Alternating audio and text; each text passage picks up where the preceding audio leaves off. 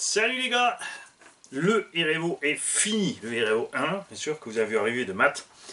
Il n'a pas été nécessaire de le démonter absolument totalement, celui-là pour le réviser. On a démonté les grosses parties, on a nettoyé ce qu'il fallait. Et on a remplacé donc les roulements d'entrée de diff et un carter de diff complet. Parce que c'était la panne qui était à l'arrière et sur l'avant, on avait donc les pignons de diff, c'est-à-dire les satellites qui avaient lâché. On a donc récupéré, enfin j'ai acheté un diff complet pour tout simplement refaire les deux. On a réglé la suspension un peu différemment. Maintenant, ça me plaît. Il reste assez ferme, mais ça permet d'être vraiment stable sur les sols durs et rapides comme les prairies ou autres. Tu as quand même de quoi décrocher quand il décolle, pour bien amortir les gros dévers, puisqu'à l'accélération de toute façon tu tasses un peu, tu lèves l'avant, ce qui fait que l'avant reste bien souple. Au freinage c'est l'inverse, tu durcis l'avant et c'est l'arrière qui reste bien souple pour encaisser s'il y a une ornière ou quelque chose qui arrive. Évidemment, j'ai mis les roues neuves dessus juste pour frimer, puisque je pense que tu le regarderas d'abord une fois avec tes vieilles roues. Et la jolie carreau toute neuve que Matt n'a jamais utilisée, en fait. Il n'a même pas mis les décos qui étaient livrés avec. De l'autre côté, moi, cette carreau bleue, elle me plaît à fond. C'était ma préférée. Je t'ai passé donc tous tes lipos, tes prises du Vario et tes prises de charge en XT, en DIN, XT90 en DIN, puisque tu roules tes autres véhicules en DIN, comme ça tout est homogène, tu peux utiliser ces batteries dans les autres véhicules et inversement. Au niveau des suspensions, à l'avant tu as ici les tiges options mais 102 mm, à l'arrière 112, ce qui est assez étrange pour moi, généralement je mettais les 4 mêmes. Ce qui fait qu'à l'avant je t'ai monté sur les trous les plus recentrés ici, pour avoir une bonne réaction de la suspension. À l'arrière, comme il y a les 112, je ne suis pas allé à fond parce que sinon tu te retrouves avec un arrière beaucoup plus haut que l'avant. Donc là on a un bon équilibre, ça me plaît pas mal. À l'intérieur de la boîte de vitesse, rien d'anormal, tout va bien. Les diffs ont été refaits, cardo tracing indestructible.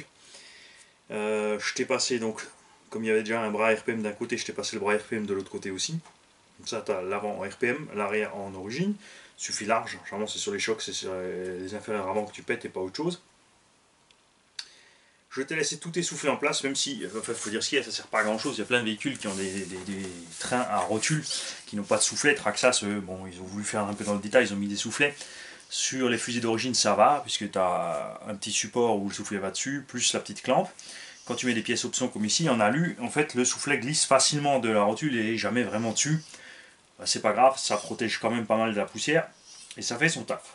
Ces fusées au tracing, par contre, je les aime beaucoup. Sont vraiment bien faites. Que dire de plus? Eh bien rien. Donc il y a assez de roulements avec et de pièces pour le refaire, à part donc les éléments de diff qu'on a dû acheter séparément.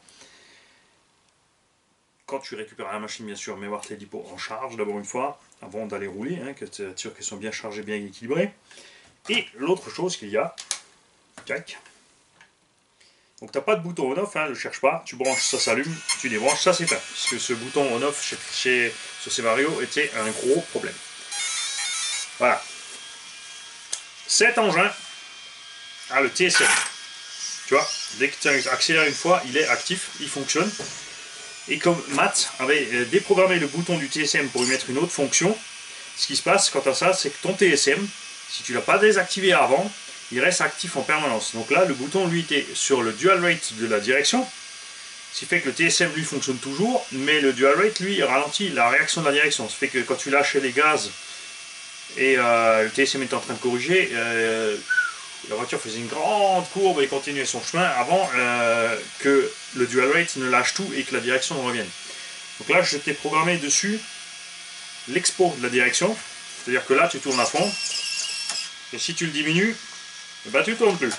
Si tu mets à moitié, tu tournes à moitié. Ça c'est pratique si tu prêtes les véhicules à quelqu'un pour éviter qu'il zigzague trop au début, parce que c'est vrai que c'est hyper maniable quand même comme engin. Ça tourne dans un mouchoir de poche, c'est très agréable. T'as qu'un seul cerveau, mais c'est un 36 kg donc suffit large. J'ai enlevé tout ce qui était en trop, en fait. J'ai enlevé quasiment 500 grammes de ce véhicule. Alors 500 grammes, ça peut paraître pas beaucoup, ça fait 10% en fait, du poids du véhicule, ce qui est énorme sur le travail des suspensions, des pneumatiques, des roulements. Moi je fais un petit 90 kg, si je faisais 10% de plus, je serais à 99 kg. Voilà, comme on dit, quand tu commences à monter les marches, tu le sens passer. C'est pareil pour la machine, surtout en 4S.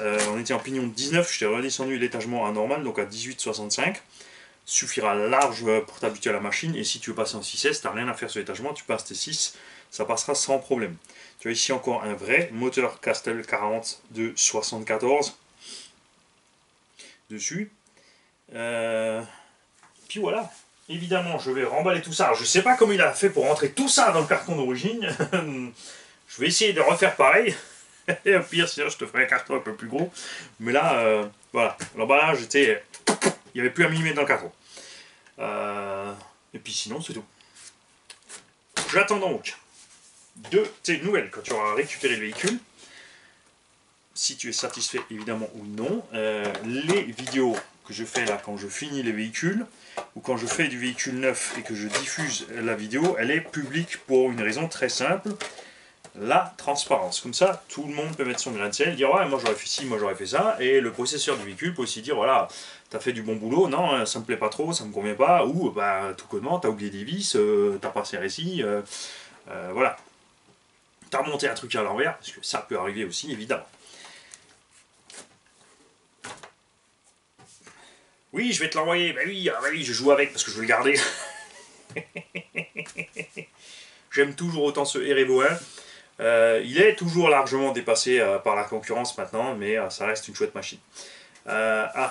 Petit détail aussi, à tous les possesseurs de véhicules qui ont encore des biellettes M3 sur tout ce qui est direction ou autre, sur des véhicules relativement lourds, hein, par un dixième, en vrai petit 1 dixième, c'est de faire attention, quand tu prends des chocs, tu peux décranter en fait les filetages, c'est-à-dire que sur un choc, tu peux par exemple changer ton angle de train arrière ou ton angle de train avant.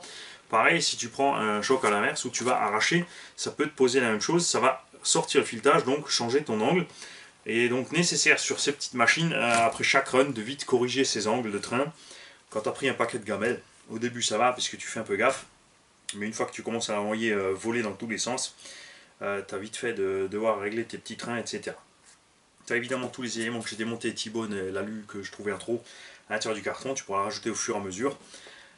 Et puis voilà. Il y a aussi les leviers longs. Si tu mets les leviers longs, moi j'aime bien que les leviers longs, tu l'as vu sur la machine à Eddy, quand tu mets les leviers longs, il est beaucoup plus haut quand la suspension est tendue, mais en roulant il reste en bas. Ça lui donne un débattement de suspension de malade. Il faudra juste voir si ça va bien avec les cardans au tracing, si ça passe sans problème. Non, oui, puisqu'en décrochant l'amorto, la suspension descend et ça tire pas trop sur le cardan, puisqu'il est suffisamment télescopique pour encaisser ça.